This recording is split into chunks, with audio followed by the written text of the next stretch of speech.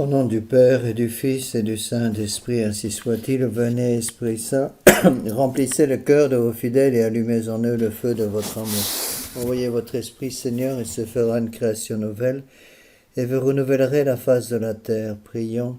Ô Dieu qui avez daigné envoyer votre Esprit sur ce monde, donnez-nous par ce même Esprit de comprendre et d'aimer ce qui est bien et de jouir sans cesse cette divine consolation par le même Jésus-Christ notre Seigneur. Ainsi soit-il. Je vous salue Marie, pleine de grâce. Le Seigneur est avec vous, vous êtes bénie entre toutes les femmes, et Jésus, le fruit de vos entrailles, est béni. Sainte Marie, Mère de Dieu, priez pour nous pauvres pécheurs, maintenant et à l'heure de notre mort, ainsi soit-il. Nos saints anges gardiens, veillez sur nous. Saint Pédis, priez pour nous. Saint Joseph, priez pour nous. Saint Thomas d'Aquin, priez pour nous. Au nom du Père et du Fils et du Saint-Esprit, ainsi soit-il. Mes bien chers frères, mes bien chers amis, dans l'œuvre de Monseigneur Gaume sur la Révolution, nous sommes toujours au volume numéro 8, particulièrement important, je vais y passer pas mal de temps. Au chapitre 15, Monseigneur Gaume va enfoncer le clou une fois de plus sur l'origine philosophique du rationalisme moderne, en expliquant une fois de plus que la Renaissance est la véritable mère du rationalisme et que le rationalisme moderne, les rationalistes modernes, plus exactement, ont tous été élevés à l'école de l'Antiquité païenne. Et c'est cette admiration ardente pour l'Antiquité païenne qui a fait tellement de dégâts. Alors, voyons d'abord l'introduction de ce chapitre 15, je vous l'ai déjà expliqué, j'insiste beaucoup et sur l'introduction et sur la conclusion de chaque chapitre. Voilà ce que dit Monseigneur Gaume. À moins de nier l'histoire, il est bien démontré que l'apparition du rationalisme ou de la philosophie païenne en Europe coïncide avec la renaissance du XVe siècle et l'arrivée des Grecs de Constantinople. Il a déjà expliqué ça une vingtaine de fois. Entre mille, répétons le seul témoignage de Spiselius. Qui oserait nier, dit cet auteur non suspect, que c'est la renaissance des lettres en Italie au XVe siècle qui a réchauffé, cultivé, commenté les anciens systèmes de Lucrèce, d'Épicure, d'Horace et des autres, de même qu'elle a ressuscité la philosophie grecque, la médecine et les mathématiques. Que c'est alors qu'un grand nombre de professeurs, en enseignant ces hautes sciences, ont abreuvé la jeunesse du poison de l'athéisme sous le prétexte de l'autorité des anciens. Il faut bien préciser que Monseigneur Gaume n'analyse pas les intentions de ses professeurs. Je pense, avec lui, que beaucoup de ces professeurs étaient sans doute de bonne foi. Ils n'ont pas vu le poison. Et lorsqu'ils s'en sont rendus compte, c'était trop tard. Le mal avait été fait. De la même façon que beaucoup de parents catholiques, autour des années 60, de bonne foi, avaient envoyé leurs enfants dans les écoles catholiques officielles, sans réaliser du tout qu'en fait, ces écoles étaient devenues des antres du démon, qu'on avait transformé une maison de prière en une caverne de voleurs. Et lorsqu'ils s'en sont rendus compte, c'était autour des années 70-80, une fois que leurs enfants avaient perdu la foi. Donc, on ne juge pas les intentions, suivant l'exemple de Monseigneur Gaume, on juge les faits. Un historien, quelqu'un qui analyse les faits. Encore une fois, on ne peut pas juger les intentions des gens. N'oublions pas la formule que l'enfer est pavé de bonnes intentions. Les intentions, seul Dieu les connaît, mais on juge les faits. Quand des faits provoquent certaines causes, on est obligé, je veux dire, quand des faits provoquent certains effets, on est bien obligé de reconnaître qu'il y a un lien de cause à effet entre les choses qui ont provoqué les effets et les effets conséquences de ces causes. L'origine historique du rationalisme est donc certaine. Reste à montrer maintenant son origine philosophique. Par là, il faut entendre la cause souveraine qui a développé tout à coup avec une vigueur jusqu'alors inconnue le principe de révolte intellectuelle impérissable au cœur de l'homme déchu, qui a systématisé ce principe et qui a fini par le rendre dominant. Rappelez-vous, le principe de Lucifer, je ne servirai pas. Et par ce faux principe, Lucifer a tout perdu. Mais par jalousie contre l'homme, il va tout faire pour que l'homme fasse les mêmes bêtises que lui. Je donne souvent comme exemple l'homme moderne, qu'est-ce que fait une personne qui a fait une grosse bêtise? 9 fois sur 10, cette personne va essayer de trouver une autre personne pour faire la même bêtise que lui, et ainsi pouvoir dire qu'il n'est pas le seul à avoir fait la bêtise. Mais c'est la même chose qui se passe en matière de philosophie. On reprend toujours les mêmes erreurs et on se cache derrière le fait que ces erreurs sont soutenues par une majorité très grande de personnes. Et on oublie de dire que même si le nombre suit l'erreur, cela ne donne pas une excuse pour suivre cette erreur. Ce n'est pas parce que 99% des gens pensent que l'avortement est une bonne chose que ça veut dire que l'avortement devient bon. Malheureusement, on entend ça très souvent dans les raisonnements des gens en France surtout. De plus en plus, les gens vont nous dire, mais monsieur l'abbé, tout le monde le pense, tout le monde dit ça, tout le monde fait cela. Sous-entendu, puisque tout le monde le fait, donc ça ne doit pas être si mauvais que ça. Vous voyez, on trouve là le principe démocratique, c'est-à-dire que c'est le nombre qui fait la vérité. L'avortement est en principe mauvais, puisque notre Seigneur Jésus-Christ, Dieu a dit « tu ne tueras pas », mais monsieur l'abbé, vous comprenez, en 2020, tout le monde, ou pratiquement tout le monde, est pour l'avortement. Donc, puisque le monde est pour l'avortement devient quelque chose de tolérable, puisque le nombre a décidé que c'était une bonne chose. D'ailleurs, monsieur l'abbé, j'ai avec moi 99% des Français, donc finalement, c'est pas si mauvais que ça. La preuve, c'est que tout le monde l'a accepté. Avec des principes pareils, on peut mettre Paris en bouteille. Ce sont ces principes-là qui amènent les âmes en enfer.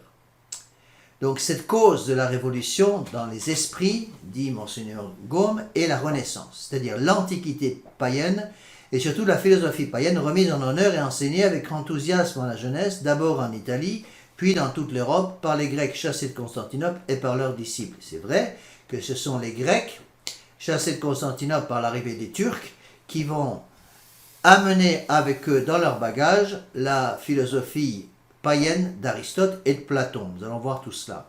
L'origine philosophique du rationalisme sera donc démontrée avec la même évidence que son origine historique, si nous établissons que tous les pères du rationalisme moderne furent élevés à l'école de l'Antiquité païenne, pour laquelle ils professèrent une admiration enthousiaste. Ensuite, qu'ils puisèrent à cette école leur philosophie, que leur philosophie n'est que la philosophie païenne qu'ils ont reproduite mot pour mot dans toutes ces erreurs et dans toutes ces applications et même dans toutes ces sectes. Donc, la Renaissance est cause. Le protestantisme est une conséquence de cette Renaissance, plus exactement un moyen utilisé par l'esprit de la Renaissance pour détruire les âmes.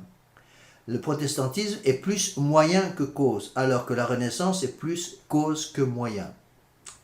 Que la philosophie païenne, autre démonstration que Monseigneur Gaume va expliciter, la philosophie païenne n'est autre chose que son principe, dans son principe que le rationalisme. Enfin, que les autorités les plus graves prononcent que la philosophie païenne et non le protestantisme est l'origine du rationalisme moderne.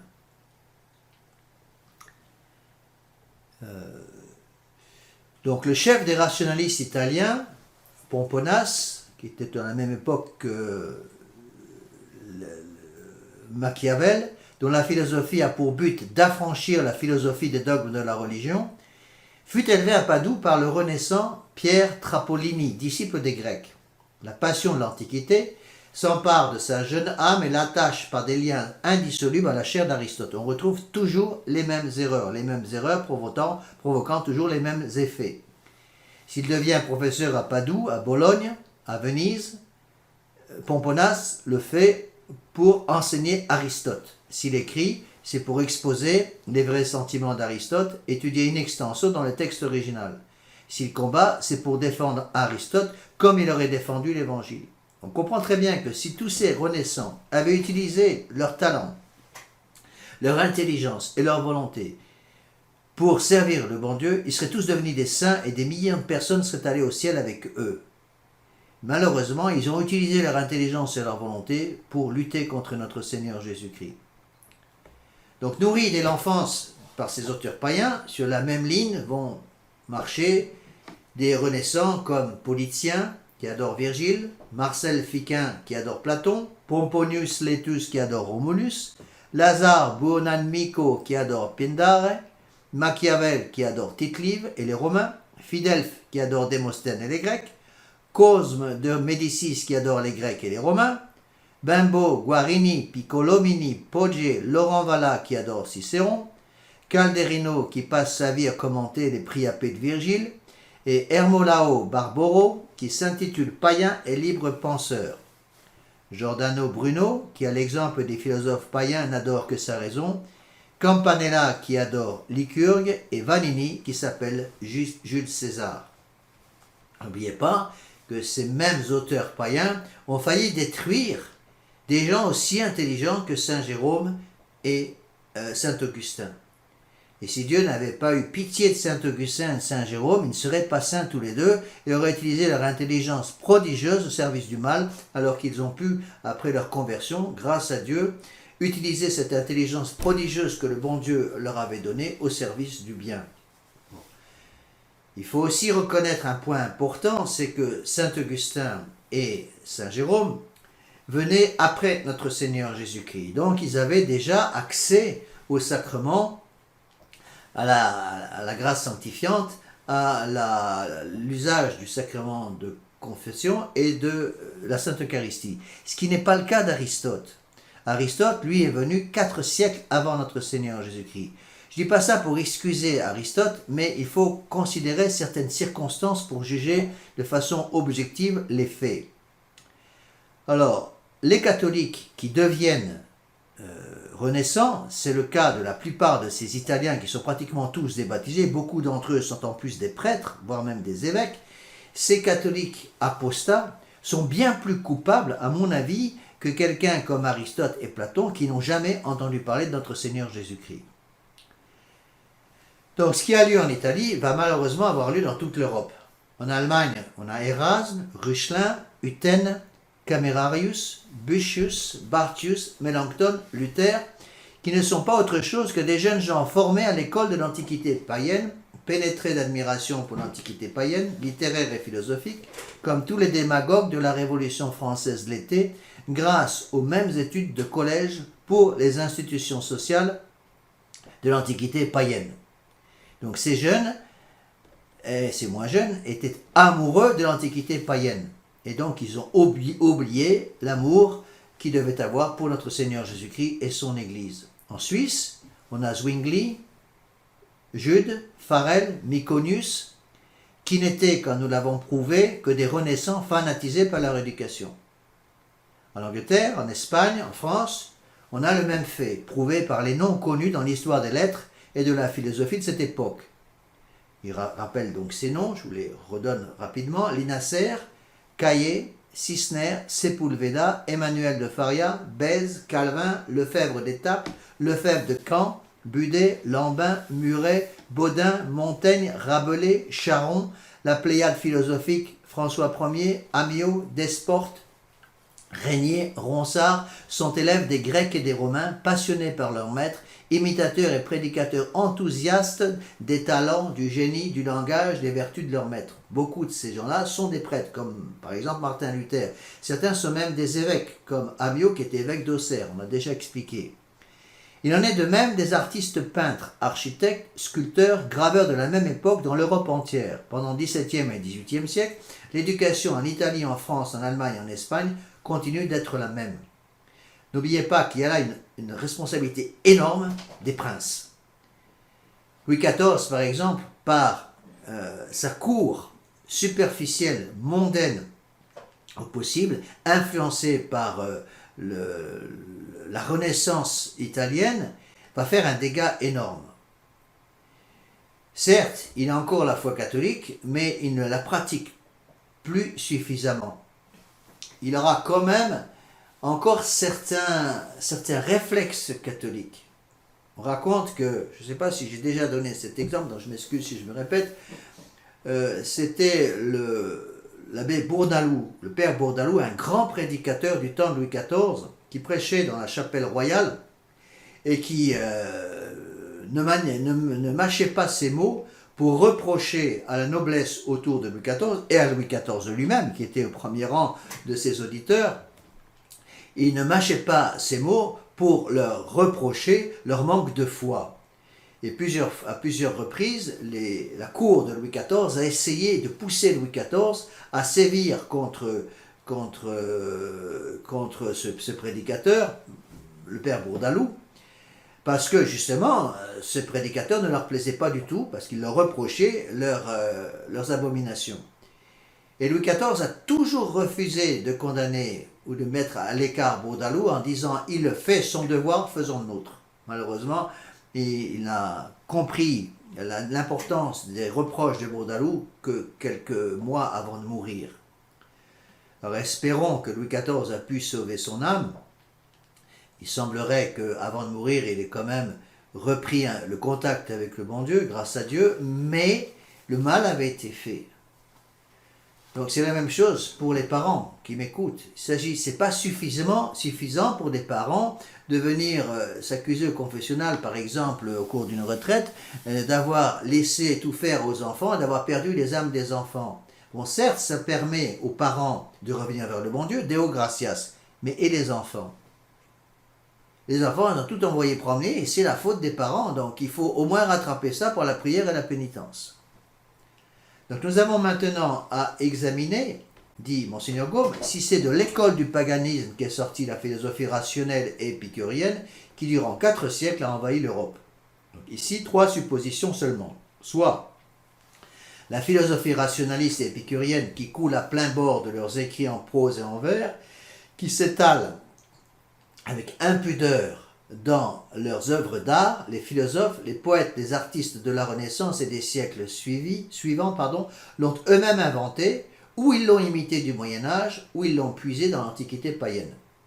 De ces 3 suppositions, la première est évidemment inadmissible. La première, c'est de dire que les artistes de la Renaissance ont inventé ce sensualisme par eux-mêmes.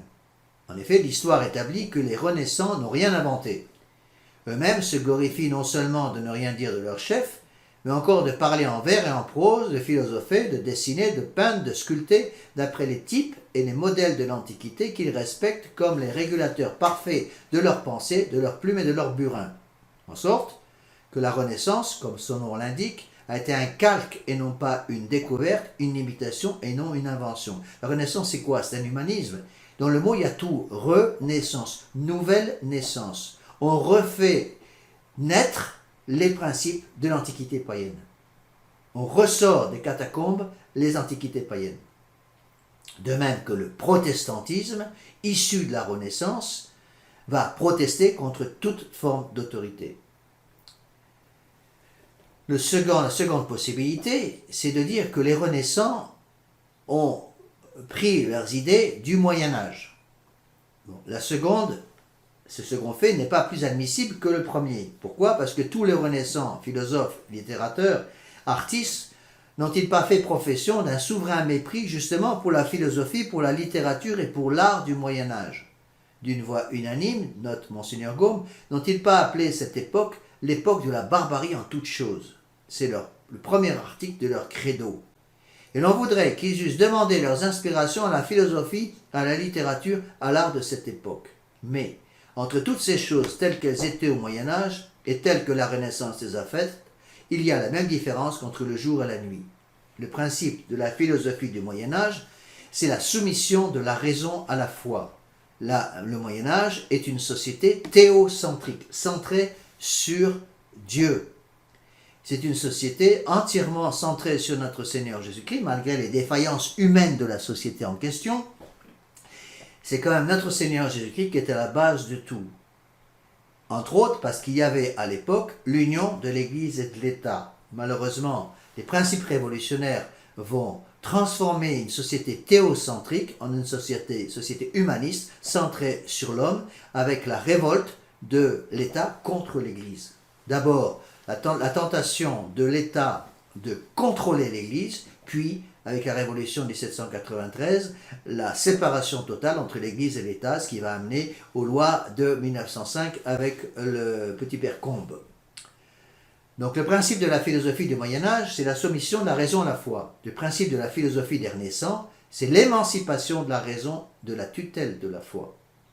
Donc la lumière qui éclaire l'humanisme de la Renaissance, c'est une lumière philosophique, purement naturelle.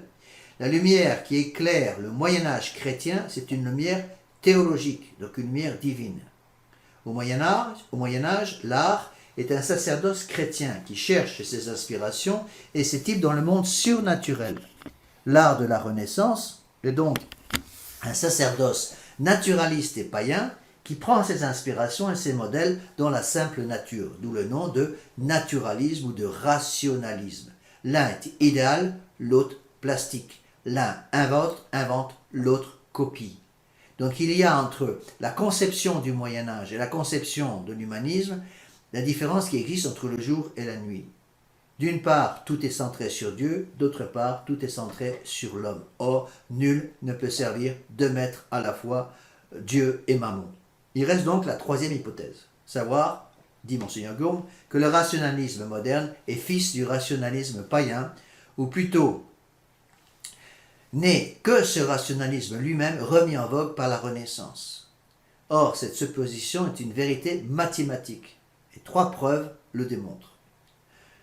Et l'importance de ces introductions que Monseigneur Gaume, heureusement, donne pour chaque chapitre, ce qui permet de bien comprendre sa ligne de pensée. Première preuve, l'enseignement philosophique de cette époque. Il fut celui de la philosophie païenne, donné et reçu avec un tel enthousiasme qu'il devint le régulateur des esprits. En effet, quand les Grecs chassés de Byzance abordèrent en Italie, l'Europe avait une rhétorique, une logique, une philosophie, une théologie, en un mot, la science du monde. L'Europe offrait un système qu'elle ne présente plus de nos jours, partout la même foi, pour tous le même pontife, ce pontife, le père de tous les fidèles, le pape. La situation morale et politique de tous était semblable, et dans tous les cœurs régnaient les mêmes vœux. La religion dirigeait la morale et la politique, le christianisme avait fondé ou civilisé tous les empires, le clergé avait créé ou réglé toutes les études, toutes les doctrines et presque toutes les institutions étaient son œuvre, et cette œuvre faisait à la fois son règne et sa gloire. L'Europe était si bien gouvernée par la religion qu'au-dessus des codes planaient les décrets du droit canonique de l'Église qui réglaient à la fois l'État et la famille. Cet ordre des choses offrait non seulement un caractère hautement religieux et moral, il présentait encore des rapports nettement tracés et reposait sur un fondement sacré, sur des lois divines et par conséquent des lois éternelles. Telle était l'Europe, telles étaient ses institutions et ses doctrines générales avant 1453. C'est le pape Léon XIII qui dit « Il fut un temps, il parle du Moyen-Âge, où les préceptes de l'Évangile étaient reconnus dans tous les États. » Et cela se traduisait par l'union de l'Église et l'État. Donc c'est la grande époque du Moyen-Âge sous Charlemagne, la grande époque de l'influence de saint Thomas d'Aquin, de saint Dominique, de saint François et de saint Louis. Cela ne veut pas dire, attention, ne faites pas dire ce que je n'ai pas dit. Monseigneur Gaume ne dit pas que tout était parfait au Moyen-Âge. Au Moyen-Âge, il y avait des bandits comme partout. Mais les bandits savaient qu'ils étaient des bandits. Et il ne serait pas venu à un seul bandit d'essayer de justifier ce qu'il faisait. Il savait très bien que s'il était pris par la maréchaussée, il allait finir aux galères, ou allait finir au bout d'une corde. Il le savait, il savait qu'il le méritait. Et en général, l'Église s'arrangeait, avant que ces bandits se retrouvent pendus haut et court au gibet de Montfaucon, il s'arrangeait pour que ces bandits puissent se confesser et recevoir les sacrements de l'Église pour passer devant bon Dieu en état à peu près présentable. Ce qui n'est plus le cas du tout avec la Renaissance.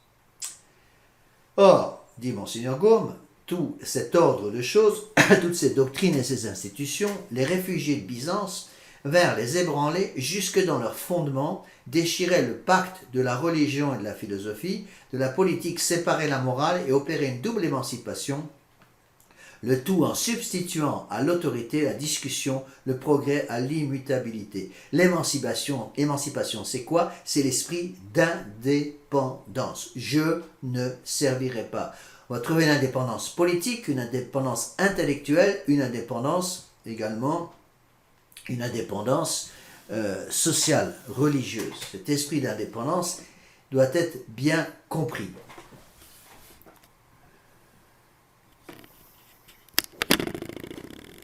Je me permets ici de vous citer quelques lignes écrites par saint Pie X dans son encyclique Pascendi, de condamnation du modernisme, du mois de septembre 1907. Voilà ce que dit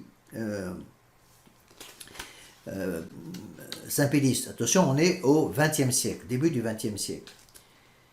C'est du dedans que les modernistes trament la ruine de l'Église. Le danger est aujourd'hui presque en ses entrailles mêmes et en ses veines, et les coups sont d'autant plus sûrs que ces gens savaient mieux où la frapper. On va retrouver la même chose avec des gens comme Luther, comme Talleyrand, ou comme Amiot, l'évêque d'Auxerre, qui, étant d'église, savaient très bien où frapper pour déstabiliser complètement la foi catholique.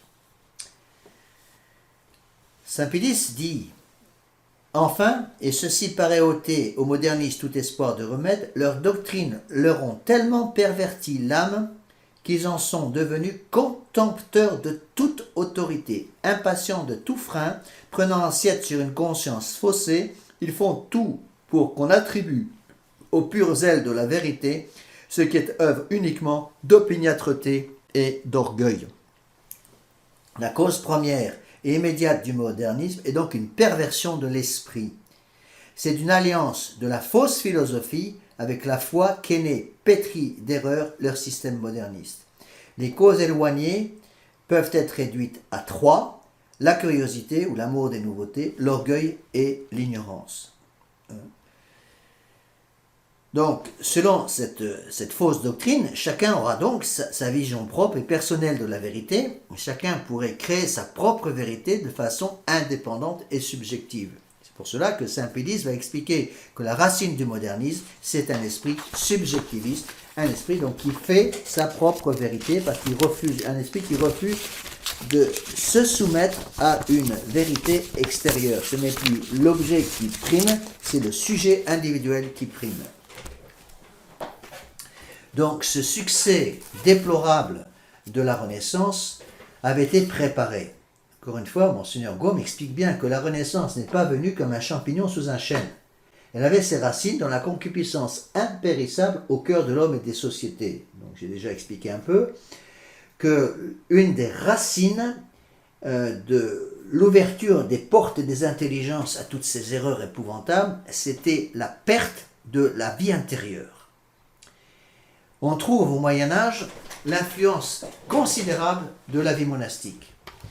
Les prêtres priaient, les moines priaient et donnaient l'exemple de la prière, donnaient l'exemple de la pauvreté, de la chasteté, de l'obéissance.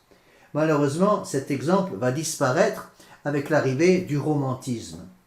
Au lieu de prêcher l'esprit de pauvreté, de chasteté, d'obéissance, eh bien, les renaissants vont commencer à prêcher l'homme, à prêcher le corps. C'est l'adoration de l'homme, l'adoration du corps, l'esprit d'indépendance qui passe dans les trois concupiscences, et les concupiscences vont refuser d'être contrôlées par l'esprit de pauvreté, de chasteté et d'obéissance. Donc, le libre pensée, le libre examen, la liberté de conscience, trouva donc au XVe siècle un auxiliaire dans l'esprit de révolte manifesté soit par le grand schisme d'Occident, soit par les erreurs de Wycliffe et de Jean Hus, soit par les écrits de Dante, de Boccace et de Pétrarque, comme nous l'avons déjà expliqué, dit Monseigneur Gaume. Le génie de la Grèce antique, apporté en Italie par les réfugiés de Byzance, était donc bien le génie du libre pensée, de l'émancipation de la raison. En un mot, c'était le rationalisme. L'apparition des Grecs, avec tout ce qui s'y rattache, devint donc une sorte de résurrection de la Grèce antique, de la vieille Athènes et de ses illustres écoles. Et donc, c'est un retour aux sources avant notre Seigneur Jésus-Christ, au poison de l'humanisme, au poison du panthéisme, au poison de l'athéisme. Leur enthousiasme alla très loin. Platon ressuscita toute une religion, toute une philosophie, toute une politique inconnue, en exposant les croyances de la Hellade, les institutions de Sparte, la morale du portique. Et tout cela, Platon le fit connaître avec un zèle, un entraînement qui à lui-même fit oublier qu'il était chrétien. L'homme va prendre la place de Dieu. Ainsi pour eux, les démons ne sont pas des esprits malins, le monde est éternel, et comme Platon, donc les païens de l'Antiquité vont établir la polygamie et aller jusqu'à la pratique de la communauté des femmes. Voilà ce qui se passe quand notre Seigneur Jésus-Christ est évacué d'une âme, ou lorsque notre Seigneur Jésus-Christ n'est pas encore connu par une âme. Donc, ce ne sera pour les renaissants ni la religion de Jésus-Christ, ni celle de l'islam, ni l'une ni l'autre, mais une troisième qui ne sera pas différente du paganisme. Donc on refuse notre Seigneur Jésus-Christ comme on refuse l'islam au moment de la Renaissance pour suivre une autre voie, le paganisme de l'Antiquité d'avant notre Seigneur Jésus-Christ. Donc les disciples de l'humanisme étaient fort nombreux, c'étaient tous des Italiens de goût, presque tous les princes et prélats de ce pays et toute la jeunesse un peu éminente des autres. Donc l'humanisme va d'abord attaquer les consciences et les âmes et les intelligences des lettrés.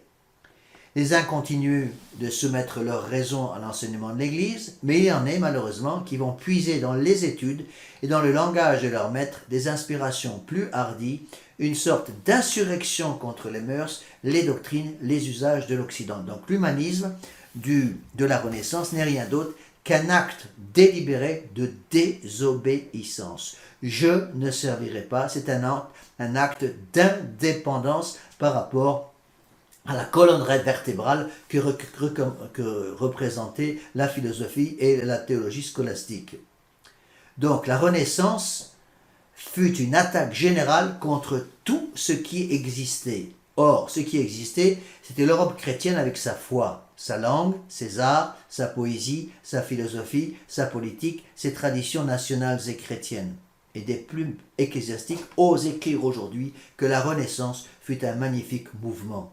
En fait, ce fut effectivement un magnifique mouvement pour amener les âmes en enfer.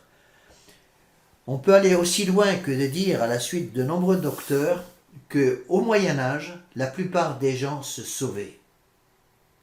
C'est sans doute exact. Ce n'est pas de foi, mais beaucoup de docteurs l'expliquent ainsi, et à mon avis avec raison. Ils pensent qu'au Moyen-Âge, comme l'ensemble général de la société était inspiré par l'union de l'Église et de l'État, le contrôle de l'Église était tellement fort, par l'intermédiaire surtout des moines, que la plupart des gens pouvaient se sauver. Malheureusement, avec l'arrivée de l'humanisme, les choses vont changer. Aujourd'hui, on ne pourrait plus du tout dire cela, et déjà au moment de l'humanisme, on peut dire que malheureusement, la plupart de ces humanistes ont dû perdre leur âme, et après, plus on avance dans la dégradation des mœurs, plus évidemment le démon a une liberté totale de détruire les âmes. Donc avec le sensualisme de la Renaissance, puis après la libération de toute autorité prônée par le protestantisme et ensuite mise en place par la Révolution de 89, les âmes commencent à se perdre de plus en plus. Alors tant que l'Église présente un barrage à toutes ces idées, il est encore possible de sauver son âme pour certaines personnes. Malheureusement, depuis 1958, la mort du pape Pie XII, eh bien, ces idées complètement folles ont pénétré à l'intérieur de l'Église et aujourd'hui, ceux qui étaient en principe chargés de garder la foi catholique, non seulement ont détruit leur foi catholique dans leur propre âme, mais la détruisent dans les autres. Et donc c'est pour cela que je répète que pour moi le plus grand des révolutionnaires, c'est Bergoglio dans l'Église de Vatican II. La question de la prééminence, donc je reprends. En présence de l'Europe savante et de la jeunesse studieuse, Platon et Georges de Trébizonde se livrent un duel à outrance, l'un pour soutenir Platon et l'autre pour soutenir Aristote. La question de la prééminence entre ces deux patriarches de la philosophie indépendante, Aristote et Platon, devient le grand événement et la passion dominante de l'époque. Les spectateurs s'échauffent, et l'Europe se divise en deux armées hostiles connues sous le nom de néo-péripatéticiens et de néo-platoniciens. Les néo-péripatéticiens sont les gens qui suivent Aristote, les néo-platoniciens, les philosophes qui suivent plutôt Platon. Donc Aristote et Platon deviennent, pour leurs sectateurs respectifs, les plus grands des hommes et même plus que des hommes. Ils sont des espèces de dieux, objets de louange, de tendresse, de démonstration qui vont jusqu'à une sorte d'idolâtrie. Vous allez me dire, mais pourquoi appelle-t-on ces gens-là les néo-péripatéticiens? Parce que les patéticiens étaient des philosophes de l'Antiquité qui enseignaient en marchant. Ils marchaient avec un groupe d'étudiants autour d'eux et ils enseignaient en marchant. Bon. D'ailleurs, c'est pas pour rien qu'on appelle les femmes qui vendent leur charme sur les trottoirs des péripatéticiennes, justement parce qu'elles marchent comme le faisaient les philosophes de l'Antiquité, qui donc étaient déjà appelés les péripatéticiens. Alors avançons dans le texte de Monseigneur Gaume. Considérez à l'avenir Platon et Aristote comme deux hommes de la plus haute sagesse, disaient les Renaissants. Suivez-les pas à pas, prenez-les pour vos guides, méditez-les. S'ils sont quelquefois de différents sentiments, n'allez pas les soupçonner d'ignorance, n'ayez jamais une pareille pensée. Admirez leur profond savoir et par tous les sentiments d'une humble reconnaissance, tenez bon compte des biens qu'ils nous ont procurés. Évidemment, les catholiques qui n'avaient plus de vie intérieure, qui commençaient à vivre dans la tiédeur, qui arrêtaient d'utiliser la confession, de communier de façon régulière, étaient bien plus attirés par la liberté que prônaient Aristote et Platon, surtout dans le domaine des mœurs, que de suivre la rigidité de saint Thomas d'Aquin qui rappelait l'importance de la loi divine marquée par les 10 commandements de Dieu. Donc, le Moyen-Âge chrétien, c'est le Moyen-Âge des 10 commandements de Dieu. La Renaissance du 14e, 15e, 16e siècle, c'est le remplacement de la loi de Dieu, des 10 commandements divins, par une autre loi, la loi des droits de l'homme. On est pourtant avant la Révolution, mais déjà les esprits se préparent par la révolte des hommes de lettres, des lettrés, contre l'autorité de l'Église. Aujourd'hui surtout, que leur autorité appuyée sur une longue suite d'années sur l'approbation universelle et sur le commun suffrage de tous les hommes est parvenue à un si haut point, nous ne pouvons espérer aucune grâce si nous osons les censurer. C'est ainsi qu'un prince de l'Église parle d'Aristote, le père du matérialisme et le père du machiavélisme, de Platon, l'apôtre du communisme et de la promiscuité. N'oubliez pas que Platon, dans sa République, prônait la communauté des femmes. Pour vous donner un peu une idée de degré de perversion de ces gens-là. De plus, beaucoup de ces philosophes de l'Antiquité, je vous l'ai déjà dit, étaient malheureusement tombés dans le vice de Sodome et Gomorrhe. Alors, l'armée péripatéticienne va donc favoriser évidemment la philosophie d'Aristote, encore une fois, pas la philosophie d'Aristote reprise et corrigée par saint Thomas d'Aquin, mais la philosophie d'Aristote séparée de la protection de l'Église. Alors voilà ce que disaient par exemple certains humanistes à propos d'Aristote. Ils le traitaient d'être sublime en tout, apôtre de la vérité, incomparable en toute science, génie immortel, génie divin. J'aime mieux me tromper avec toi que d'avoir raison avec les autres. La marque qu'on devient philosophe, c'est l'amour qu'on a pour toi. Ce n'est pas la Grèce seulement, c'est l'univers entier que tu instruis de tout ce qui est dans ce monde sublunaire, rien à peu près que tu ne connaisses. Donc c'est vraiment l'adoration de l'homme. L'humanisme de la Renaissance n'est rien d'autre que l'adoration de l'homme. Dieu est mis dehors et un autre Dieu prend sa place. Cette remarque de Monseigneur Gaume, qui, en citant les Renaissants, j'aime mieux me tromper avec Aristote que d'avoir raison contre lui, me fait penser à ce que disaient beaucoup d'Espagnols quand j'étais en Espagne pour la Fraternité Saint-Pédis. Les Espagnols catholiques me disaient, je préfère avoir tort avec le pape que raison contre lui. Donc c'est un refus d'utiliser son intelligence pour savoir où est le vrai et comment l'atteindre avec la volonté. Donc, les philosophes de la Renaissance n'étaient pas moins indignés d'entendre mal parler d'Aristote que d'entendre mal parler de l'Écriture sainte. Et pratiquement, Aristote et Platon ont remplacé l'Écriture sainte. L'amour de la philosophie de l'Antiquité païenne a pris le pas sur l'amour dû à la philosophie et à la théologie catholique. Donc si en physique Aristote est un homme, pour ses disciples en morale, il est un dieu. On ne sait de qui Aristote tient le plus, du jurisconsulte ou du prêtre ou du prophète ou de Dieu. Voilà ce que disaient certains des renaissants de l'époque.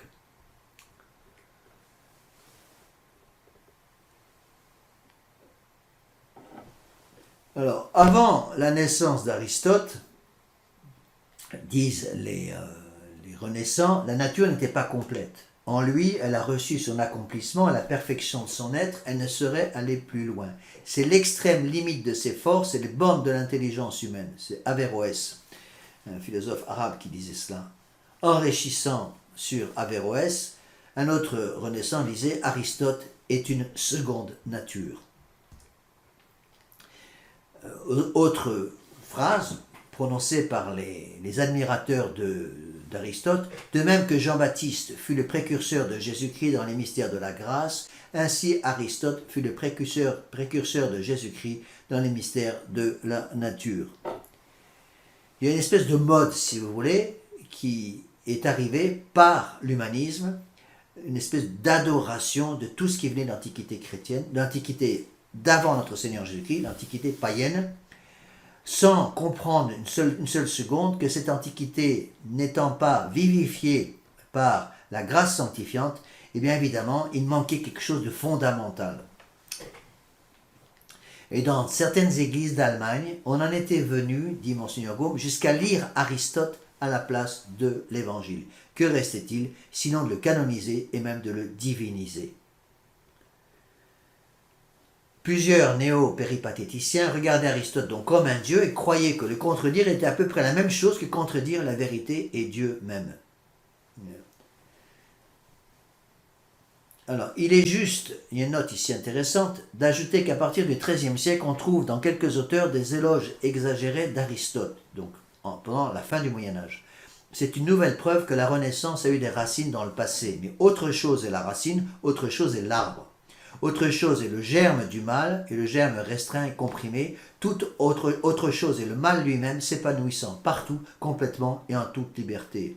Donc il y a pu y avoir au Moyen-Âge, surtout à la fin du Moyen-Âge, quelques velléités de se libérer de l'influence de l'Église, mais l'influence de l'Église était telle que ces velléités étaient comprimées. Malheureusement, avec l'arrivée de la Renaissance et le retour du paganisme de l'Antiquité, la protection de l'Église, l'influence de l'Église va complètement disparaître. Et aujourd'hui, en 2020, on voit très bien que l'influence de l'Église a totalement disparu au point que la France n'est même plus un pays chrétien.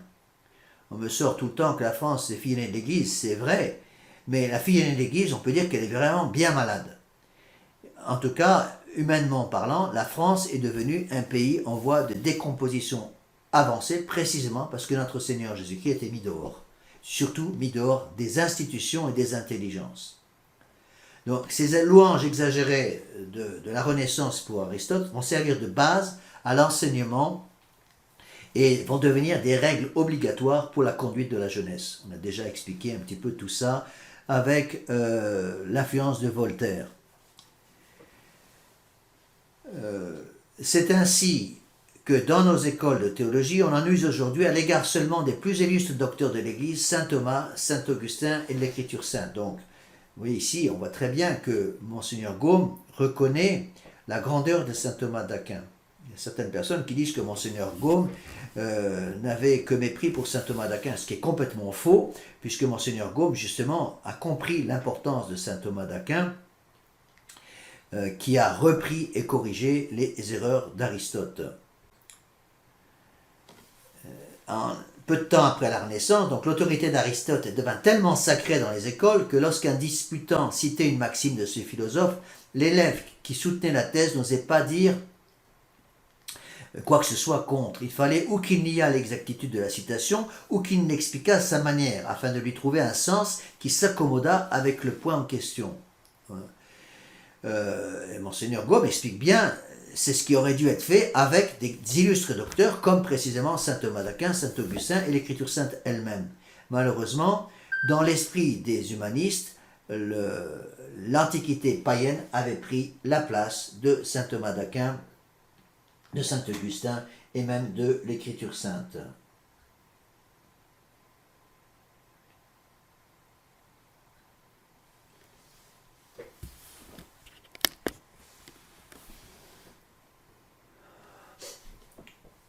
Donc, qu'est-ce qui va se passer?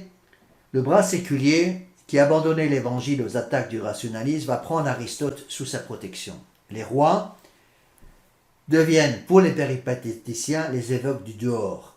À Genève, s'écarter d'une ligne de la doctrine du maître emporte la peine du bannissement. Ramus, conduit au protestantisme par son amour de l'Antiquité, se réfugie dans la ville de Calvin, espérant être platonisé et socratisé à son aise. Il en est immédiatement empêché par cette verte admonition qu'il reçoit de Théodore de Bèze. C'est à Genève une loi fondamentale que les professeurs de logique ou d'autres sciences ne s'écartent pas même d'une ligne de la doctrine d'Aristote.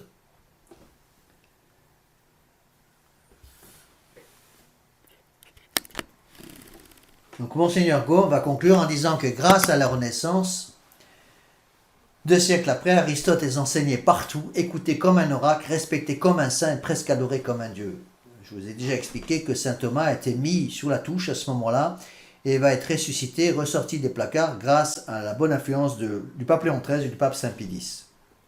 Alors continuons les explications de Monseigneur Gaume. Nous en sommes maintenant au chapitre 16.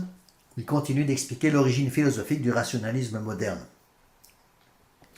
Pendant que, dit-il, sous les auspices des Grecs, l'armée d'Aristote épuise en faveur de son chef les formules de l'enthousiasme et s'efforce de lui créer des partisans, l'armée de Platon, conduite également par les Grecs, rivalise d'éloges pour son général et ne néglige aucun moyen d'attirer la jeunesse sous sa bannière. On eût dit que le salut de l'Europe dépendait du triomphe d'Aristote ou du philosophe d'Athènes, Platon et Aristote. Donc, qu'est-ce qui va se passer à ce moment-là? Les jeunes, la jeunesse surtout, va se livrer avec ardeur à l'étude de Platon, qui devient son oracle, son évangile et presque son Dieu. Ainsi, un renaissant fameux qui s'appelait Ficin, F-I-C-I-N, disait, en se livrant avec ardeur à l'étude de Platon, que Platon est devenu son oracle, son évangile et presque son Dieu. Il était prêtre pourtant, humble prêtre. J'ai eu 2 pères, Ficin, le médecin, et Cope de Médicis. Je suis né du premier, j'ai été régénéré par le second. L'un me confia à Galien, tout ensemble médecin platonicien, l'autre me consacra au divin Platon, médecin de l'âme, un prêtre qui parle. Où est notre Seigneur Jésus-Christ dans cette âme? Il a totalement disparu. L'Église a été mise dehors et remplacée par la barbarie de l'Antiquité, reprise par la Renaissance. Donc au Moyen-Âge, dans ces siècles de barbarie, le chrétien s'efforçait de conformer sa vie à celle de Jésus-Christ. Donc à chaque fois que les philosophes de la Renaissance parlent de barbarie, ou de siècle de barbarie, ils parlent de l'âge des ténèbres. L'âge des ténèbres, c'est l'influence de l'Église. Donc malade, le chrétien jetait les yeux sur Jésus-Christ, méditait sa passion, priait et faisait prier pour obtenir une bonne mort. Grâce aux lumières de la belle Antiquité, voici un prince mourant, assisté par un chanoine, qui au lieu de lui faire recevoir les sacrements, le prépare à paraître devant Dieu en lui lisant Platon. Et le prince meurt en philosophe. Et tout cela dans la bouche de Ficin, prêtre catholique, est un sujet d'éloge. Vous voyez à quel point le rationalisme, le naturalisme et le sensualisme, intellectuel puis moral, étaient passés d'une part dans les intelligences et d'autre part dans les passions. Donc Ficin a donc littéralement rappelé sur terre la sagesse du divin Platon. Donc l'étude passionnée de Platon va produire chez tous ces gens-là le même effet que l'étude de Virgile produisit sur saint Augustin, de Cicéron sur saint Jérôme, des auteurs païens sur tant de chrétiens, même de religieux, de prêtres. Le dégoût de la piété, l'éloignement des livres chrétiens et l'enthousiasme de l'Antiquité classique. Donc le dégoût de la piété, c'est la fin, si vous voulez, va amener la perte de l'esprit intérieur. Il n'y a plus de vie intérieure. C'est pour cela que on ne peut pas aujourd'hui ramener les âmes à notre Seigneur Jésus-Christ sans les ramener d'abord à une vie intérieure profonde. C'est ce que nous faisons avec les exercices de Saint-Ignace.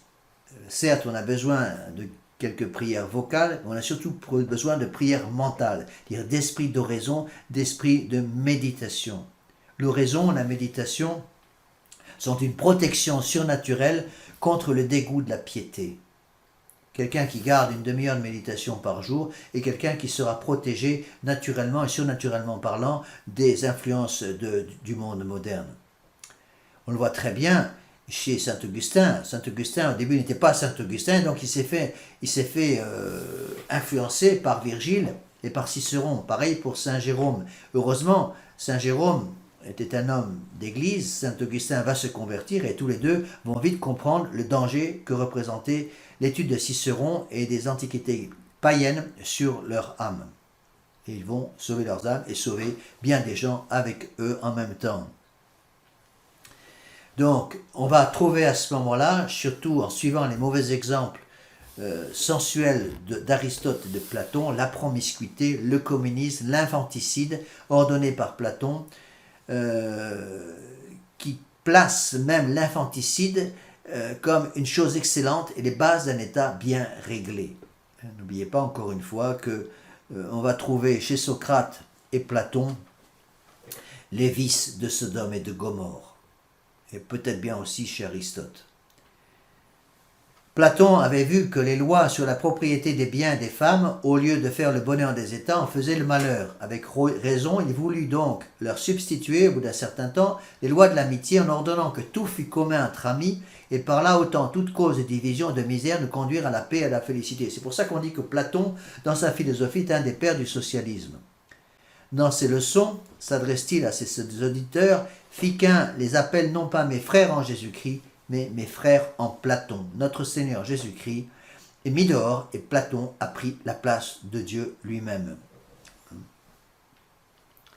Donc, la philosophie n'étant que la servante de la théologie, les humanistes vont placer la lumière de la raison au-dessus de la lumière de la foi, à cause justement de cette adoration de l'homme.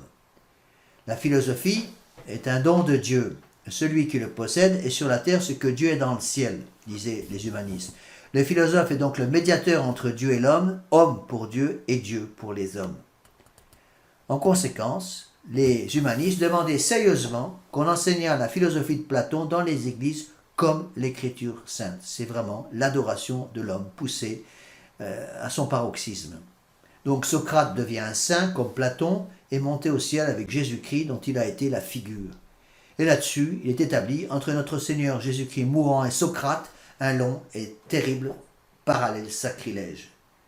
Il ne reste plus à Fiquin qu'à perpétuer à Florence son enthousiasme pour Platon, à le propager partout et à lui rendre un culte comme un dieu. Dans ce but, il institue, d'accord avec Côme de Médicis, la fête de Platon qu'il célèbre avec tous les platoniciens dans une villa du Grand-Duc par un festin qui rappelait les banquets orgiaques des Grecs et par des discours en l'honneur de Platon, de Socrate, de l'amour platonique, le tout à l'imitation évidemment des platoniciens de l'Antiquité. Et ce qui montre le fanatisme de l'époque, le premier des convives était l'évêque du coin. Voilà le drame. Donc, avant 1490, l'Allemagne va se remplir d'admirateurs de Fiquin et d'adorateurs de Platon.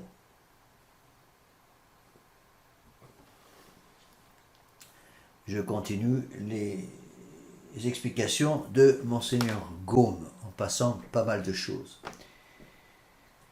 Donc, pendant que l'Allemagne court au platonisme, comme un nouvel évangile, Erasme va le propager en Angleterre. Et son plus illustre élève fut le chancelier More, Thomas More. Alors attention, il va faire un point important, Thomas More est canonisé par l'Église. Il a été canonisé par l'Église parce qu'il est mort martyr, assassiné par Henri VIII. Ce qui ne veut pas dire que l'Église a canonisé l'influence humaniste qui avait établi beaucoup de choses malheureusement dans l'intelligence de Thomas More, entre autres par son livre dont Monseigneur Gaume va maintenant parler, Utopia, qui a été mis au catalogue de l'Index parce que justement ce livre était influencé par l'humanisme de la Renaissance. Mais Thomas More est un véritable saint, non pas à cause de son écriture, mais à cause du fait qu'il est mort martyr. Ce grand homme, le chancelier Thomas More, montra bientôt le profit qu'il avait tiré du nouvel enseignement humaniste. Sa belle intelligence subit une éclipse et il publia donc son Utopie, c'est-à-dire les rêves socialistes de Platon appliqués à la société. Donc, Saint Thomas More était donc chancelier d'Henri VIII et il est mort martyr en 1535. Donc, au milieu de ces triomphes, le platonisme avait cependant subi un double échec. La dispersion de l'Académie platonicienne de Florence et la suppression de celle de Rome. Donc, pour réparer le premier, Fiquin continue d'enseigner et de traduire avec un zèle nouveau les anciens disciples de Platon, tels que Plotin et Jamblique.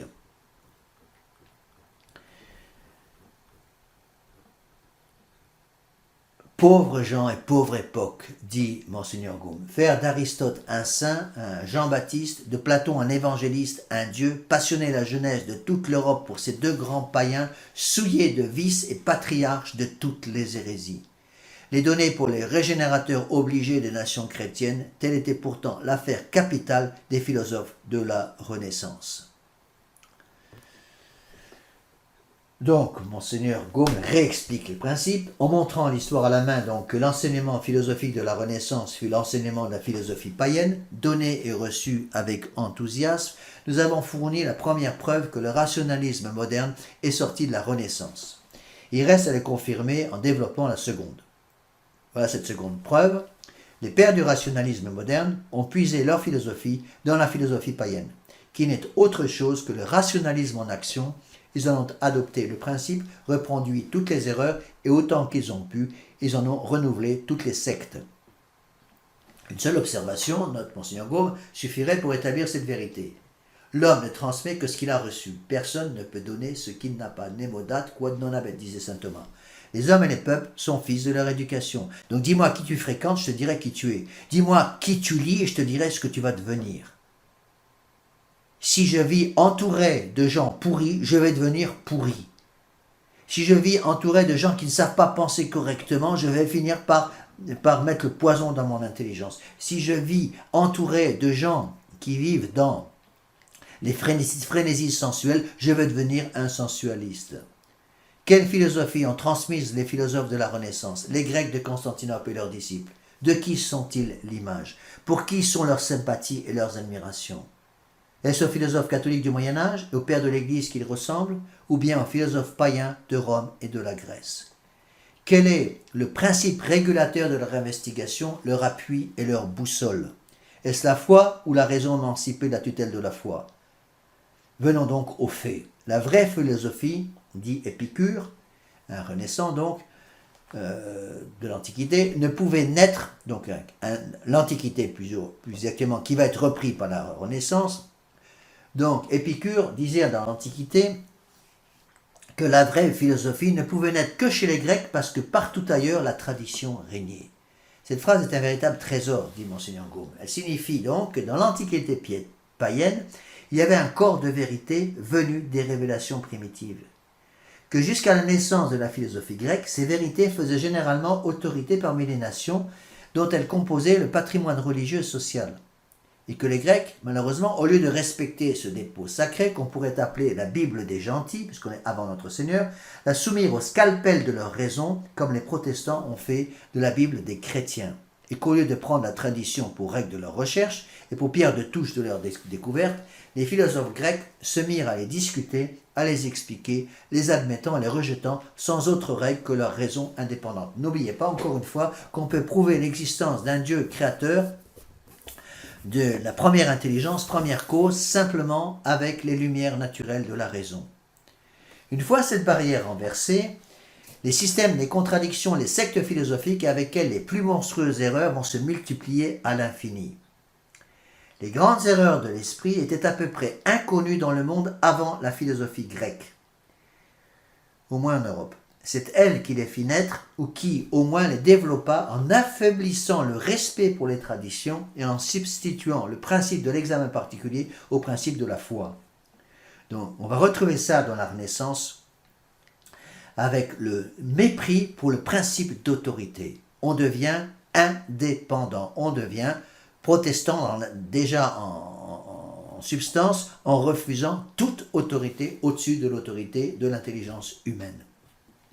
En plus de ça, si on rajoute à cet esprit d'indépendance une perte de la vie intérieure, une perte de l'esprit de foi, mais tout va s'écrouler parce qu'il n'y aura plus la protection des sacrements, surtout du sacrement de pénitence, sacrement de la Sainte Eucharistie. Quand un homme est capable de se mettre à genoux et de dire au prêtre représentant notre Seigneur Jésus-Christ, bénissez-moi mon Père parce que j'ai péché, les choses ne sont pas encore irrécupérables. Lorsque l'homme n'est plus capable de se mettre à genoux devant le représentant de Dieu, on ne peut plus récupérer les choses sans un miracle de la grâce de Dieu. Alors, de ces sectes philosophiques, décorées du nom d'école, la première, dit Monseigneur Gaume, en date, est la secte ionique. Son fondateur est d'Antiquité, Thalès de Milet, recherchant à la lueur de sa raison l'origine du monde. Il enseigne donc que l'eau et l'humide sont les principes générateurs de toute chose. Le matérialisme devient donc le point de départ de la philosophie des athées. Après Thalès paraît Pythagore, qui va fonder, lui, l'école italique, qui enseigne comme base de la philosophie la métempsychose et le panthéisme, qu'on va retrouver après plus tard avec la Renaissance. Puis ensuite vient Platon, chef de l'école académique. Ce philosophe, que ses admirateurs donnent pour un homme divin, professe ses erreurs les plus grossières. Par exemple, Platon enseignait le panthéisme, donc l'adoration des créatures, la métempsychose, l'âme unique et universelle, tant de fois chantée par Virgile, l'indifférence en matière de religion, l'esclavage, le despotisme, le communisme, la promiscuité, l'infanticide et 100 autres infamies qui font rougir. Donc, disciple de Platon et fondateur de l'école péripatétique, c'est l'école péripatéticienne, Aristote, accusé d'athéisme, nie les attributs de Dieu, dont il fait un être indifférent aux actions des hommes et soumis au destin. Il va rejeter la création du monde, la providence, l'immortalité de l'âme. Il va enseigner le panthéisme, sanctionne l'esclavage, fait de la religion un simple instrument de règne, prescrit l'infanticide et l'avortement. En même temps, il faut dire que Aristote avait compris certaines choses, puisque c'est Aristote qui va parler 5 ou 4 siècles avant notre Seigneur Jésus-Christ de la première cause, de la première intelligence, et il va déterminer que c'est déjà Dieu qui est la première intelligence, alors qu'il agit et il parle 4 siècles avant l'arrivée de notre Seigneur Jésus-Christ. Mais il manque l'essentiel. Alors, ici, il y a une note intéressante de Monseigneur Gaume. Voilà ce qu'il dit. Platon et Aristote étant ce qu'on vient de lire, il faut expliquer les éloges donnés au premier par quelques pères de l'Église et l'usage que le Moyen-Âge a fait du second, surtout par saint Thomas d'Aquin. Assemblage bizarre de vérité et d'erreur, de foi, de libre pensée. Il y a 2 hommes dans Platon, l'homme de la tradition et l'homme de la raison. Il en est ainsi de la plupart des philosophes modernes. Voltaire, même, et Rousseau, homme de tradition, Platon résume mieux que la plupart de ses confrères les vérités primitives conservées en Orient et dans la Grèce. Homme de la raison, personne n'est tombé dans les erreurs plus grossières. De là, les éloges et les critiques également fondées dont il fut l'objet de la part des anciens pères de l'Église. Que certains d'entre eux l'aient étudié, qu'il l'ait opposé aux païens afin de leur montrer que certaines vérités chrétiennes avaient été reconnues par le plus illustre de leurs philosophes, cela se comprend sans peine. Surtout que de la part des pères qui, avant d'être chrétiens, avaient eux-mêmes été platoniciens, avant d'être convertis. Quant à Aristote, nous avons vu quel jugement les pères de l'Église en ont porté. Son autorité dans les écoles ne commence guère qu'au XIIIe siècle et le Moyen-Âge eut le secret de ne pas laisser déborder les eaux de cette source empoisonnée. L'esprit chrétien positif du Moyen-Âge pliait donc Aristote au joug de la vérité et ne se servait de sa méthode que comme moyen de démonstration. C'est ce qui est le génie de saint Thomas d'Aquin. Néanmoins, nous avons vu que, même dans ces conditions, l'étude d'Aristote donna lieu à de graves erreurs que l'Église fut à plusieurs reprises obligée de condamner. Jusqu'à la Renaissance, le péripatétisme d'Aristote n'était pas très dangereux. Pourquoi ? Il n'était pas très dangereux pour la foi, parce que les scolastiques, race très subtile, connaissaient parfaitement les maximes fausses d'Aristote, mais ils les pliaient et les modifiaient de manière à les mettre le plus possible en harmonie avec les dogmes du christianisme dont ils en faisaient même les auxiliaires. Le stratagème fut découvert par les Italiens, restaurateurs de la philosophie antique. En conséquence, bien résolu de suivre franchement Aristote, il professe les erreurs pestilentielles qui se trouvent dans ses ouvrages. Donc saint Thomas était suffisamment sain pour utiliser Aristote sans être perdu sur le plan intellectuel et sur le plan moral. Malheureusement, les autres après lui ne furent pas aussi saints que saint Augustin, que saint Thomas d'Aquin, et vont se faire avoir par Aristote. Donc, dans la famille d'Aristote, il y avait également Épicure qui va fonder l'école sensualiste. On appelle même l'école épicurienne. Niant comme le chef de sa lignée la création du monde, il explique la formation des êtres par le système des atomes, rejette l'immortalité de l'âme et enseigne que le bonheur de l'homme est dans la volupté. On se croirait au XXe siècle. À son tour, Zénon, instituteur de l'école stoïque, voulant réagir contre Épicure, tombe dans l'extrême opposé. Le plaisir est l'unique bien, dit Épicure, la douleur même la plus vive n'est pas un mal, réplique Zénon. Ce qui n'empêche pas Zénon d'enseigner le panthéisme, le fatalisme, le suicide pour échapper à la douleur, et disciple d'Épicure dans sa conduite de se livrer aux plus honteuses voluptés, surtout les voluptés contre nature. Pour mettre d'accord toutes ces écoles prétendues philosophiques, Arcésilas de Pitane établit la nouvelle académie. Avec son disciple, Carnéade, Monseigneur Gaume a résumé un petit peu toute l'Antiquité, il va prêcher la conciliation qu'il s'efforce d'obtenir par la modification de tous les systèmes en ce qui lui semble renfermé de trop absolu. Sa philosophie fut l'éclectisme, avec d'autres fluctuations, après d'autres fluctuations dans lesquelles la philosophie tombe d'erreur en erreur, arrive enfin Sextus Empiricus. Là, on arrive en plein agnosticisme. Rapporteur impitoyable de toutes les querelles, de toutes les absurdités philosophiques, il tire la conclusion de ces débats de 800 ans. Le premier mot qui tombe de sa plume est contradiction et le dernier scepticisme. Donc il va commencer à prêcher déjà le doute universel, l'agnosticisme. À cause de ce scepticisme, on ne peut être certain de rien. N'oubliez pas que selon saint Pédis, l'agnosticisme est un des mythes fondateurs du modernisme. Alors, on va retrouver d'autres philosophes avec Plotin, Jamblique, Porphyre, Apollonius de Thiane, qui désespèrent de trouver la vérité par le raisonnement et le cherchent dans la théurgie, c'est-à-dire la pratique des sciences occultes, l'ésotérisme.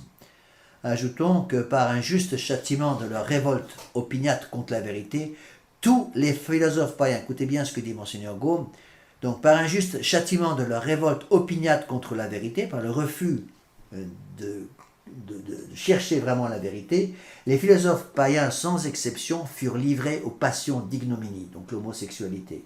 Il va citer Socrate, Platon, Aristote, Pythagore, Aristippe, Zénon, Bion, Chrysippe, Épicure, Périande, Cicéron et les autres, tous de la race des porcs, se livrant publiquement aux abominations de Sodome et qui s'en font gloire.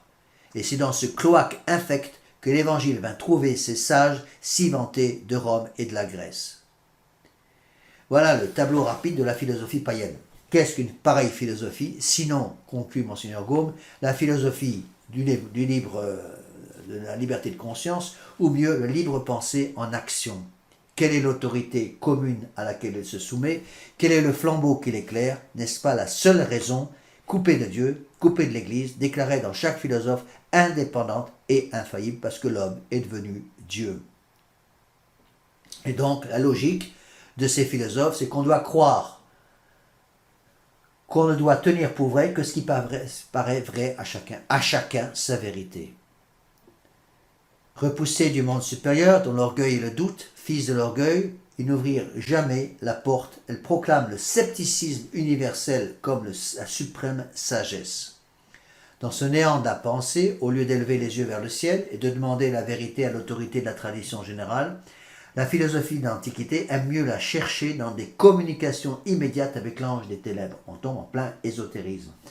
De guerre lasse, elle s'endort dans la volupté, dans le sensualisme, jusqu'à ce que l'ordre religieux et social qu'elle a profondément ébranlé l'écrase sous ses ruines. Commencée par l'adoration de l'orgueil, la philosophie païenne donc va finir par l'adoration de la chair. Monseigneur Gaume va répéter très souvent cette phrase avec raison. Je répète, la philosophie païenne commence par l'adoration de l'orgueil, donc la maladie au niveau de l'intelligence, et va finir par l'adoration de la chair, la maladie au niveau des sens. Tel est, tel sera toujours le terme fatal de toute révolte audacieuse contre la vérité. On refuse de soumettre son intelligence à Dieu, on va être obligé de soumettre sa chair et ses sens au démon. Parce que le démon va prendre contrôle de l'âme. Donc l'Esprit de Dieu, descendu pour renouveler la face de la terre, va balayer promptement les restes de toutes ces écoles prétendues philosophiques de l'Antiquité païenne, dit Monseigneur Gaume. Au IVe siècle, elles étaient tombées dans un tel oubli que saint Augustin, écrivant à Dioscore, désireux de connaître la solution à certains problèmes de l'ancienne philosophie, dit « Aujourd'hui, on n'entend pas plus parler en Afrique de ces puérilités qu'on entend chanter les corneilles ». Il a déjà cité cette citation de saint Augustin. Pendant tout le Moyen-Âge, donc, ces erreurs philosophiques vont rester ensevelies avec le rationalisme de leur père dans le tombeau où le christianisme les avait enfermés. Avec la Renaissance, toutes vont ressusciter. Même nom, même principe, même prétention, même phase et même résultat. Tout simplement à cause de l'orgueil, de l'ignorance et de l'amour des nouveautés. La curiosité coupable, la curiosité malsaine. Donc à peine les réfugiés de Byzance ont annoncé qu'ils apportent le texte complet et original des anciens philosophes, que toute la génération lettrée accourt à leurs leçons et se met à étudier le grec, afin, disait-elle, de mieux comprendre les sublimes enseignements de la sagesse païenne. Et pourtant, l'Europe chrétienne possédait la vérité, toute la vérité théologique, philosophique, sociale, une autorité infaillible, la conserver et la donner pure de tout alliage aux intelligences désireuses de s'en nourrir. Au lieu de la recueillir à pleine main dans les mines inépuisables du christianisme, d'innombrables chercheurs s'enfoncent pour en trouver quelques parcelles souillées dans les dédales ténébreux du paganisme. N'oubliez pas qu'il n'y a pas de valeur de salut hors de l'Église catholique. Il ne peut donc y avoir de valeur de salut chez ces philosophes infectés par le paganisme de l'Antiquité. Au fond, ce n'était pas la vérité qu'on cherchait puisqu'on l'avait sous la main. Ce qu'on cherchait uniquement, ce qu'on voulait à tout prix, c'était un moyen de se soustraire au joug de l'autorité et d'émanciper la raison de la tutelle de la foi. Donc on refusait la colonne vertébrale donnée par notre Seigneur Jésus-Christ et son Église. Et c'est tout le travail de la Révolution. Le travail de la Révolution qui avait été commencé par la corruption introduite par la Renaissance, par la corruption continuée par le protestantisme, continuée encore une fois par la franc-maçonnerie au début du XVIIIe siècle, va s'émanciper complètement avec la Révolution et ensuite pénétrer malheureusement dans l'Église avec le poison de Vatican II en 1962. Les philosophes de la Renaissance se gardèrent bien dans leur investigation de prendre pour boussole et pour pierre de touche les enseignements de l'Évangile. Cependant, au début, ils n'osaient pas les heurter de front. Ils se tiraient d'embarras en disant que telle proposition, vraie suivant Aristote ou Platon, pouvait ne l'être pas suivant la foi, mais qu'ils avaient parlé comme philosophes et non comme théologiens. Ils font une distinction subtile entre la philosophie et la théologie. Ils disaient Aristote était un bon philosophe, mais un mauvais théologien. En fait, la mauvaise philosophie va entraîner des erreurs théologiques graves. Afin de mourir tranquillement dans leur lit, ils finissaient même, surtout en Italie, par déclarer qu'ils soumettaient leurs ouvrages au jugement de l'Église. Ils établissaient ainsi la possibilité de deux vérités contradictoires et plaçaient la raison sur la même ligne que la révélation, et en les faisant traiter de puissance à puissance, ils habituaient le monde à les regarder comme deux sœurs immortelles également dignes de respect. Donc, cette tactique du rationalisme moderne a été dénoncée par un homme qui connaissait bien cette tactique. Les premiers, dit Brucker, qui à l'époque de la Renaissance entrèrent dans la voie du libre pensée, du libre examen, la liberté de conscience, se mirent à couvert sous l'autorité d'Aristote, de Platon, de Pythagore, de Zénon, jusqu'à ce que, Dieu aidant, l'esprit humain pût briser toutes ses entraves. C'est alors que, rejetant toute philosophie particulière, il se mit à faire la sienne, en choisissant dans tout ce qui lui convenait. Alors la dignité humaine, retenue si longtemps dans les chaînes de la superstition, reparut dans tout son éclat. Et on prétend donc que la Révolution va rendre la dignité à l'homme, alors qu'on ne comprend pas que c'est précisément Dieu et Dieu seul qui donne la véritable dignité à l'homme. Pourquoi ? Parce que Dieu a créé l'homme à son image, à cause de l'existence d'une âme dans tous les hommes, et à sa ressemblance pour tous ceux qui vivent en état de grâce. Donc vous enlevez de l'homme l'image et la ressemblance de Dieu, vous détruisez la la noblesse de l'homme, la dignité de l'homme. L'homme est grand quand il sait se mettre à genoux devant Dieu. L'homme qui se tient debout devant Dieu et qui refuse de se mettre à genoux devant son autorité toute puissante devient un minus habens, devient ridicule parce que justement il rejette la seule lumière qui peut lui rendre sa dignité. Il y a une véritable dignité de l'homme et cette dignité de l'homme, elle vient de Dieu. Vous enlevez l'influence divine sur l'homme, vous détruisez la dignité de l'homme. Et c'est ce qui s'est passé avec la Révolution. Donc la Révolution va refaire de l'homme l'esclave de ses passions parce qu'il n'y aura plus la protection donnée par les sacrements qui ouvrent les portes de la grâce. La grâce disparaît, donc la surnaturalité disparaît, il ne va rester plus que la nature. Et comme la nature est affectée par le péché originel, vous pouvez imaginer les conséquences.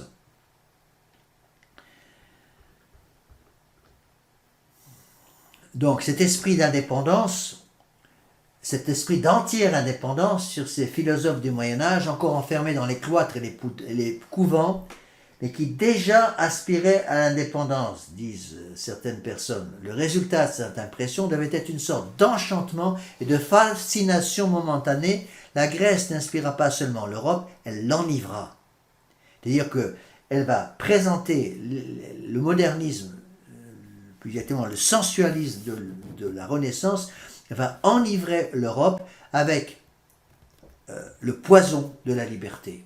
Monseigneur Lefebvre nous faisait remarquer avec raison que la pomme qui a servi de moyen de chute à Adam et Ève, qui ont pris la pomme défendue de l'arbre de la connaissance du bien et du mal, cette pomme qui a entraîné la catastrophe du péché originel, cette pomme, c'était la liberté. Donc la liberté n'est plus, comme pour le catholique, le pouvoir que nous avons de choisir le meilleur chemin pour atteindre le vrai. La liberté devient en fait pour l'humaniste une licence qui nous permet de faire ce qu'on veut. Donc on est enivré à ce moment-là complètement par les principes philosophiques de l'Antiquité chrétienne. Donc ça va être l'enivrement par la Grèce des esprits du 14e, 15e, 16e siècle, une imitation de la philosophie ancienne sans aucune critique. Donc après avoir servi l'Église au Moyen-Âge, la philosophie au 15e et au 16e siècle échangea cette dénomination pour celle de la philosophie ancienne. C'était donc un bienfait que de tomber sous une autorité nouvelle toute humaine, prétendaient les humanistes, sans racine dans les mœurs, sans puissance extérieure et divisée avec elle-même, par conséquent très flexible et très peu durable. Dans l'économie de l'histoire générale de l'esprit humain, la philosophie du XVe et du XVIe siècle a été une transition nécessaire et utile de l'absolu esclavage du Moyen-Âge à l'absolue indépendance de la philosophie moderne. Donc, la philosophie du XVe et du XVIe siècle, c'est-à-dire la philosophie de l'humanisme, le retour de l'Antiquité chrétienne, de l'humanisme de la Renaissance, l'esprit renaissant a été un pont pour passer de l'influence de l'Église à le remplacement de l'influence de Dieu par l'influence de l'homme, par la divinisation de l'homme et l'exclusion de la divinité, de l'influence de Dieu dans la nature humaine. Une espèce de pont qui a permis de passer de l'humilité, l'obéissance, de l'esprit de respect pour le principe d'autorité à un esprit d'indépendance complète qui répète la formule de Lucifer « Je ne servirai pas ». Donc la Renaissance fut donc, répète Monseigneur Gaume, la transition nécessaire de l'absolu esclavage du Moyen-Âge, disaient les humanistes, à l'absolue indépendance de la philosophie moderne. L'homme moderne est devenu un homme indépendant. Regardez les conséquences.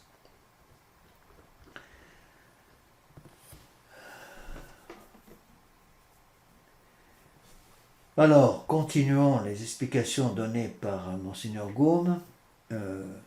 La tactique, dit-il, des pères du rationalisme n'a pas cessé d'être celle de leurs fils. Elle fut celle des libres penseurs catholiques en Italie, en Espagne, pendant les derniers siècles, et nul n'en fit un plus fréquent usage que Voltaire.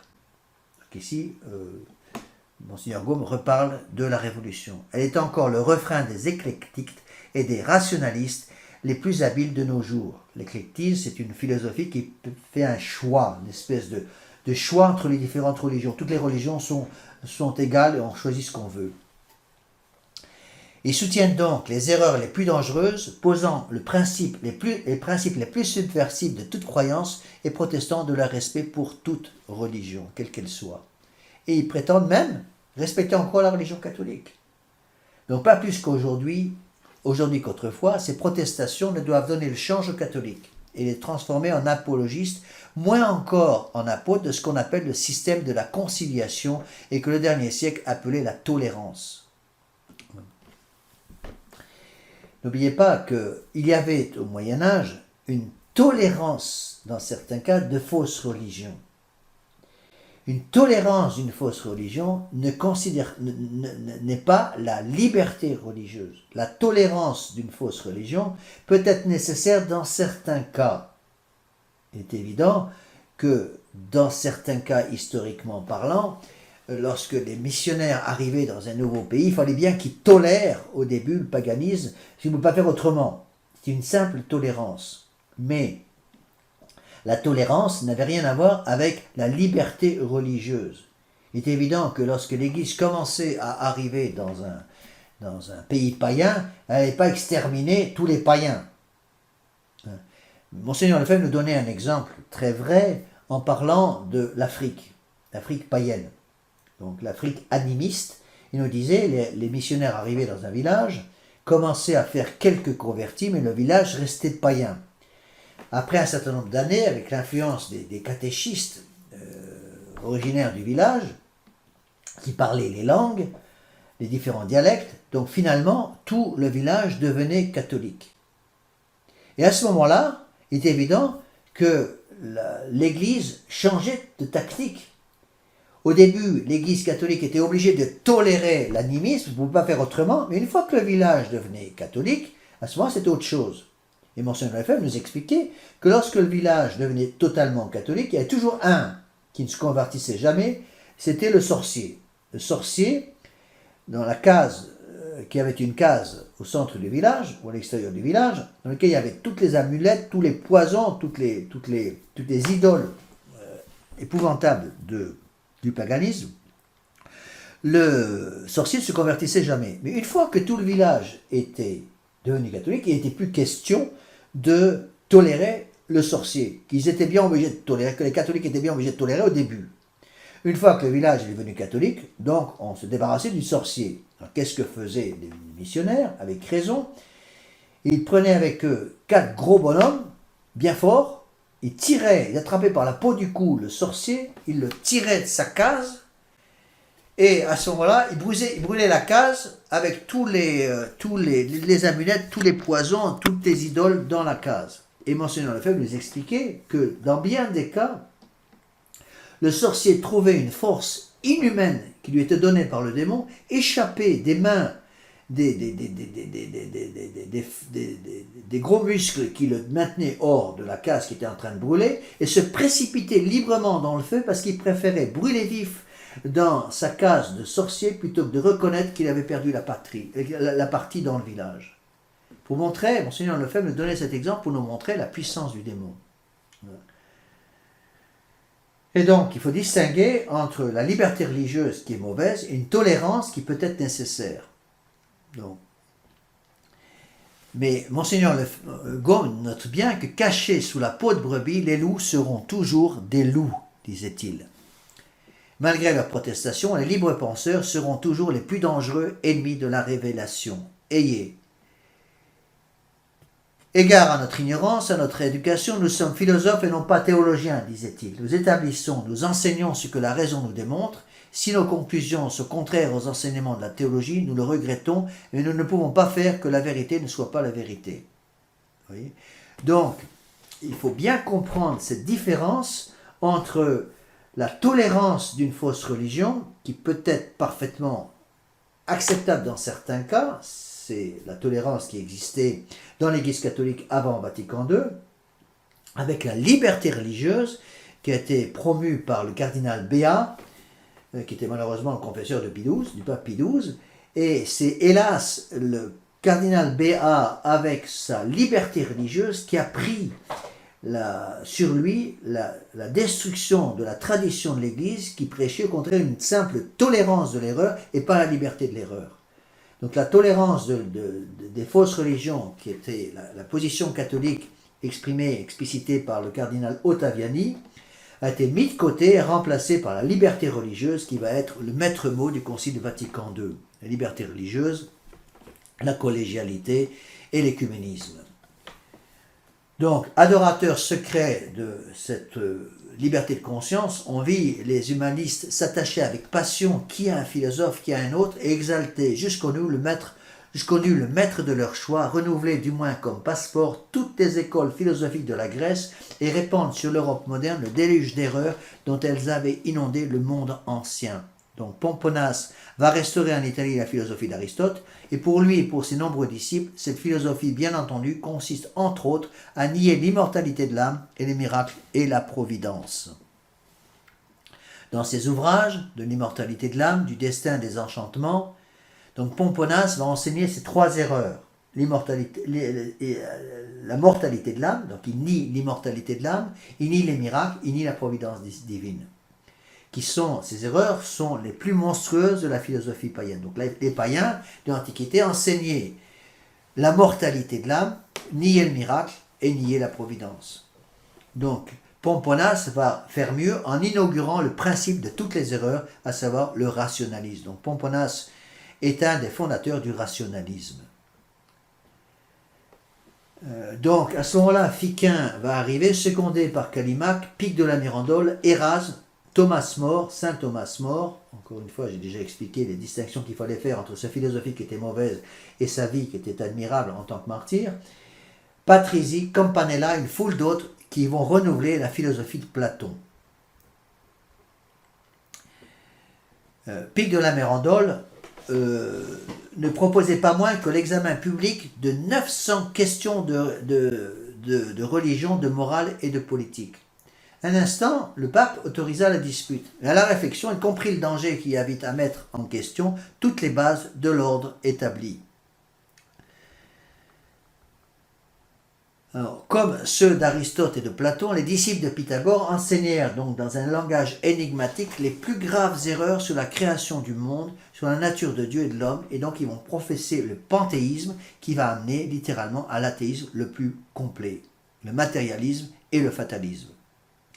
Après eux, donc, vont arriver d'autres philosophes issus de la Renaissance, comme François Sanchez, Bayle, Spinoza, suivi d'un immense cortège qui va renouveler la philosophie du scepticisme, le doute universel.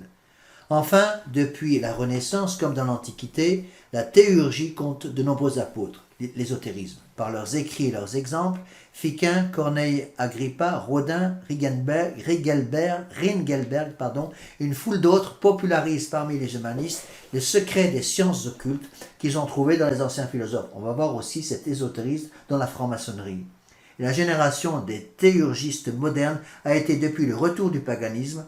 Elle est encore aujourd'hui dans toute l'Europe infiniment plus nombreuse qu'on ne le pense. La prétendue philosophie moderne n'est qu'une radoteuse de plus de 2000 ans qui reparaît chargée de rouge et de fard pour rajeunir son teint basané par les siècles.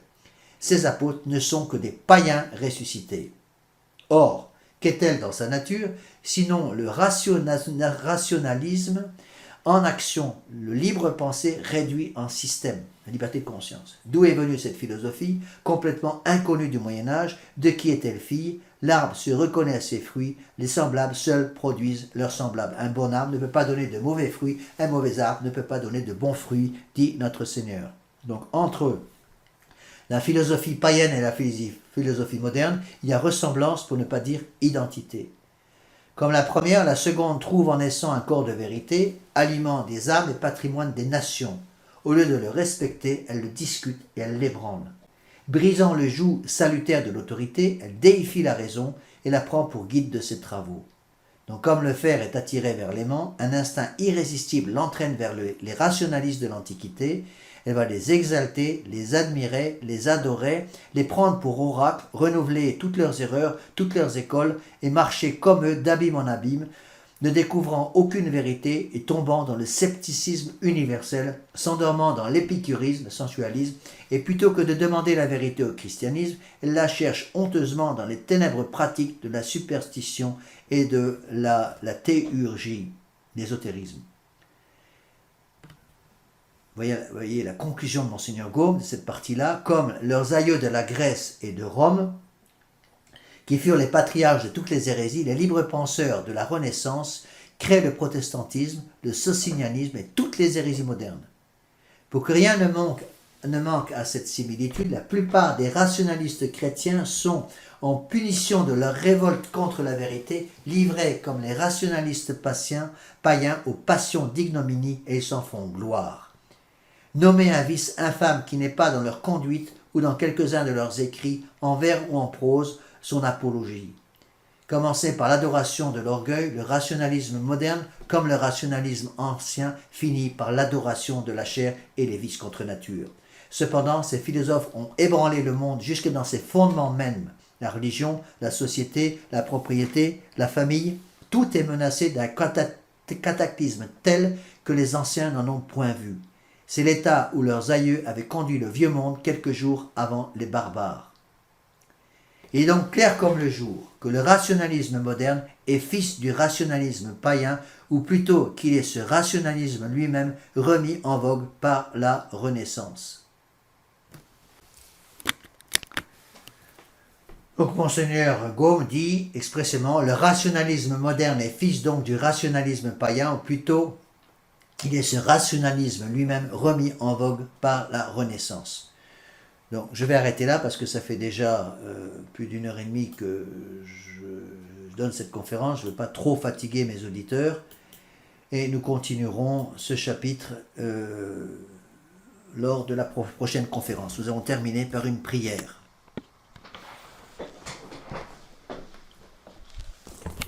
Au nom du Père et du Fils et du Saint-Esprit, ainsi soit-il. Je vous salue Marie, pleine de grâce. Le Seigneur est avec vous. Vous êtes bénie entre toutes les femmes, et Jésus, le fruit de vos entrailles, est béni. Sainte Marie, Mère de Dieu, priez pour nous pauvres pécheurs, maintenant et à l'heure de notre mort, ainsi soit-il. Saints anges gardiens, veillez sur nous. Saint Pédis, priez pour nous. Saint Joseph, priez pour nous. Saint Thomas d'Aquin, priez pour nous. Au nom du Père et du Fils et du Saint-Esprit, ainsi soit-il.